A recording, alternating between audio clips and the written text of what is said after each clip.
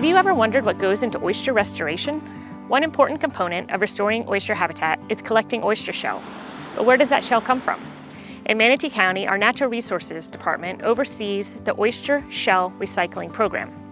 As part of that program, we work with local restaurants and Waste Pro USA to collect discarded oyster half shells, which are then recycled and turned into oyster restoration projects. Thanks to partnerships with 8 participating restaurants, Manatee County Natural Resources recycled approximately 30 tons of oyster shell last year, and we are on track to exceed that volume for 2024. Through the Oyster Shell Recycling Program, we collect oyster half shells that would otherwise end up in our landfill.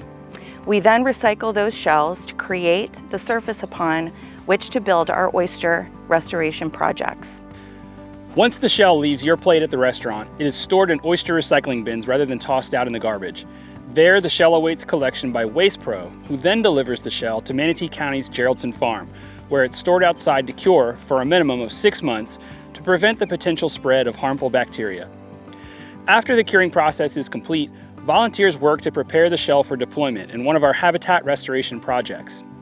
This may include bagging the shell, creating vertical oyster gardens, or assembling oyster anchors.